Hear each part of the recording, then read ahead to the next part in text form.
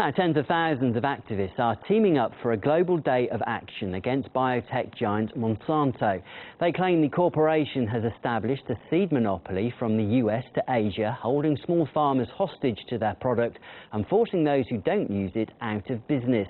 The firm has also come under increased scrutiny for the alleged health and environmental risks of its seeds. RT's Anastasia Chorkina has this report. March Against Monsanto is a global grassroots movement which is going to organize these worldwide protests taking place throughout the weekend all over the world. We're talking about, they're saying that this is going to span over 6 continents and up to 50 countries with 400 global marches with as many as 200,000 participants in the United States alone. All of these people planning to flood out onto the streets throughout the world to speak out against this biotech giant accused of producing genetically engineered food and agriculture. We're definitely expecting to see plenty of Occupy Wall Street activists at the anti-Monsanto protests throughout the weekend because many of the issues that are going to be addressed are certainly similar. We're still talking about the 99% versus the 1%. We're talking about corporations having great influence on politicians, as well as wealth inequality that continues to remain in countries throughout the world, in the United States, but also when it comes to the situation with Monsanto, all of these issues continue to apply.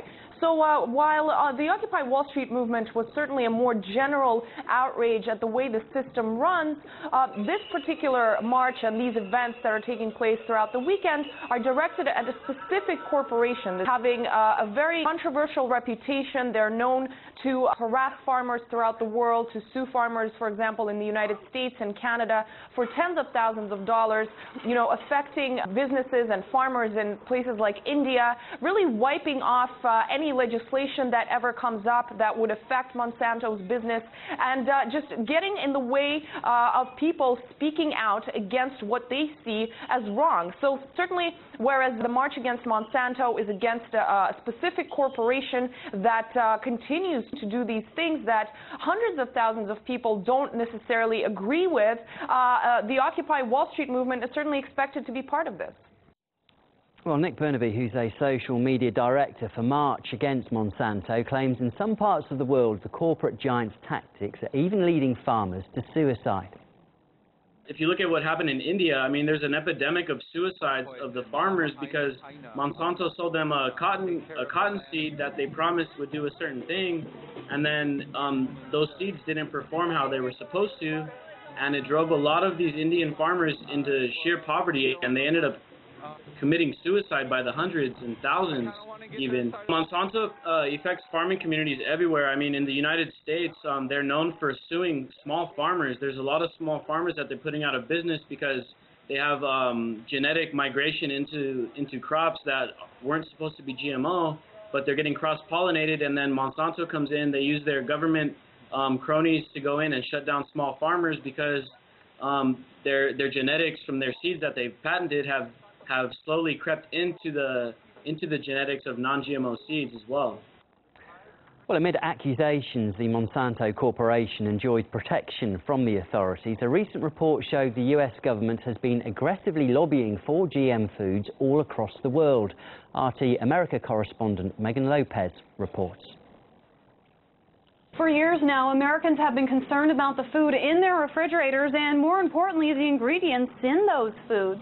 The debate over genetically modified crops isn't only playing out in the fields, it's being harvested in the courtrooms as well as within the walls of Capitol Hill. And it turns out the U.S. government might have a bigger stake in the biotech industry than anyone could have imagined. A report released by the Food and Water Watch Group shows that the U.S. State Department played a major role in promoting GM foods and crops around the world. The report examined diplomatic cables from 2005 to 2009 to provide the first comprehensive analysis of U.S. foreign policy when it comes to the biotech industry. Now, here are the 4 stated goals that Food and Water Watch discovered in these cables. The first one is to promote biotech interests abroad. They tried to facilitate trade and encourage cultivation of GM crops. Second up, lobby foreign governments to weaken biotech rules. You can't, after all, profit off these countries if you can't get your products into them. along with lobbying the need to protect biotech exports by stopping trade barriers like tariffs. All this to promote and protect an estimated $25 billion industry in biotech crop exports, and in particular one company, Monsanto, which was the biggest biotech seed company in 2011.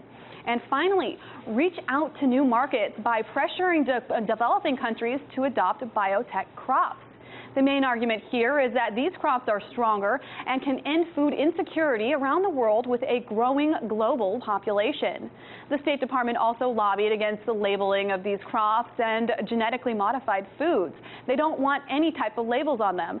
Countries from Egypt to Hungary, Argentina to Mozambique were targeted in these efforts, and many of them were very receptive. Some of them actually changed their regulations as a result. Now, this lobbying started happening around the same time that Monsanto admitted to bribing Indonesian officials in an attempt to weaken environmental oversight of GE crops. Now, in the wake of these cable releases, it appears that Monsanto and other biotech firms don't need to bribe country officials anymore. They have the government to do that using taxpayer money nonetheless. It is the latest chapter in a dispute over your dinner plate. In Washington, Megan Lopez, RT. And stay with us throughout the day for live updates on the protests against Monsanto as a wave of anger over the biotech giant goes global.